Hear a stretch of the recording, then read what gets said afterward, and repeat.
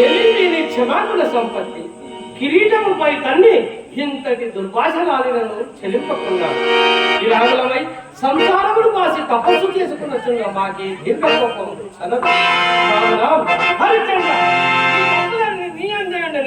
శరణాగత రక్షణం అవశ్య కర్తవ్యం కావున నీ భయం విడిపి నిన్ను చేపట్టినా రాజా. నా ఉపదోషముండి కలదు ఆ దాని మేరకు నీవు తప్పక ప్రవర్తించలేని నా కోపాన్ని నిశ్శేషముగా చల్లాలను. దేవరా, ధర్మోపదేశంలో పరిగ్రహించుటకు సిద్ధముగానే ఉన్నాను. ఈ పాప ఆపకార్యంలో నన్ను పురికెళ్తువేదా?